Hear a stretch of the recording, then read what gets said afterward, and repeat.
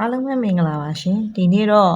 ကျန်းမာရေးနဲ့ပတ်သက်တဲ့အကြောင်းအရာလေးတစ်ခုကိုပြောပြချင်ပါတယ်ရန်ကုန်မှာနေထိုင်တဲ့သူတွေအနေနဲ့စားသောက်တဲ့ကျန်းမာရေးကိုအထူးပြုစိုက်ဖို့လိုအပ်တဲ့အခြေအနေတစ်ခုဖြစ်ပေါ်နေပါတယ်ရန်ကုန်မြို့ရဲ့မြို့နယ်တော်တော်များများမှာအခုကပြင်းထန်ဝမ်းပြက်ဝမ်းလျှော်ယောဂါတွေဆုလိုက်ပြုံလိုက်ဖြစ်ပေါ်နေပြီးတော့လူနာတွေများလွန်းလို့ရန်ကုန်ဆေးရုံကြီးသားမကဘဲနဲ့ပုဂ္ဂလိကဆေးရုံတွေမှာပါကျန်းမာကုသပေးနေရပါတယ်လို့ကြားသိရပါတယ်ဘယ်မြို့နယ်တွေမှာဖြစ်များလဲဆိုတော့လာသာလမ်းမတော်အင်းစိန်မရန်ကုန်စမ်းချောင်းနဲ့တာဂီတာမြို့တွေမှာအများဆုံးတွေ့ရပြီးတော့လာသာနဲ့လမ်းမတော်ဘက်မှာတော့တရက်ထဲနဲ့လူနာရောက်40လောက်ဆေးရုံတင်ခဲ့ရတယ်ပေါ့နော်သတင်းတွေရဲ့အဆိုအရဆိုရင်ရန်ကုန်မြို့မြို့နယ်တွေမှာအခု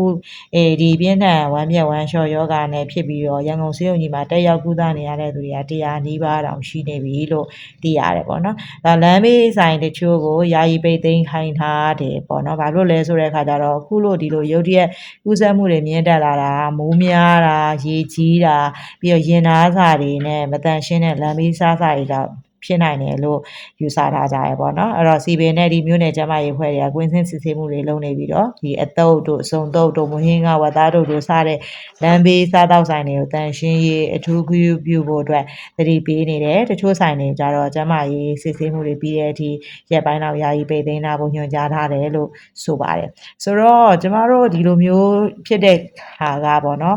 များသောအားဖြင့်ဆိုလို့ရှိရင်မိုးကြမှာတော့၎င်းเนาะဒီမိုးကုံဆောင်းကူပေါ့နော်အခုလိုရေကြီးတတ်တဲ့ဟာမှာတော့၎င်းဒါမျိုးတွေဖြစ်နိုင်တယ်ဆိုတော့ယောဂမကူးစက်ဖို့အတွက်ကြိုတင်ကာကွယ်ဖို့ကရေးကြီးဆုံးပဲပေါ့နော်အဓိကတော့အစာမစားခင်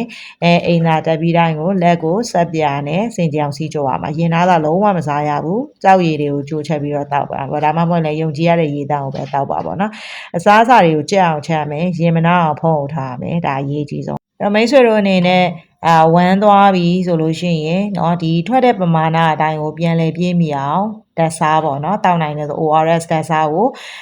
တော့ဒီ BBI ထုတ်တဲ့ဓာတ်စားပေါ့เนาะ Royal D တို့ဘာလို့မဟုတ်ဘူးเนาะဓာတ်စားကိုအများဆုံးဖြည့်ဆွဲပြီးတောက်ရမယ်တကူရေးတန်ရှင်းရေးအတွက်ဆိုလို့ရှိရင်လည်းဒါစားတောက်တွေကြက်အောင်ချက်ဆိုတာပြောသလိုလက်ကိုဆက်ပြနေသေးချဲသေချာစွာစီကြောရမယ်ပေါ့เนาะပြီးတော့ပြင်းထန်သွားဝမ်းသွားတယ်အန်နဲ့နှုံးနေဒါတွေဖြစ်ပြီဆိုလို့ရှိရင်နီးစပ်ရာဆေးရုံဆေးခန်းတွေကိုချက်ချင်းသွားရောက်ပြသရပါမယ်ရေတွေအရမ်းအများကြီးသွားတယ်ငါးညီနန်းနဲ့ဆန်သေးရေလိုဝမ်းနေသွားတယ်ဆက်တိုက်အော့အန်နေတယ်မျက်တွင်းတွေခြိုက်ဝင်လာပြီးနှာခမ်းတွေခြောက်လာပြီးဆိုလို့ရှိရင်เนาะနီးစပ်ရာဆေးရုံဆေးခန်းကိုအမြန်ဆုံးသွားရောက်ပြသဖို့ရည်ကြီးပါတယ်အဲ့တော့ဒီလိုပြင်းထန်ဝမ်းပြက်ဝမ်းလျှော်ဖြစ်နေတဲ့ကာလအတွင်းမှာမိတ်ဆွေတို့အနေနဲ့မိမိကိုယ်ကိုဂရုစိုက်ပြီးတော့ကြိုတင်ကာကွယ်မှုများပြုလုပ်နိုင်ပါစေယောဂဗျာများကင်းဝေးပါစေလို့ဆန္ဒပြုရင်းနဲ့ကျမရဲ့ဒီနေ့ knowledge sharing လေးကိုတင်ပြလိုက်ရပါတယ်အားလုံးကိုကျေးဇူးတင်ပါတယ်အားလုံးပဲကျန်းမာချမ်းသာကြပါစေ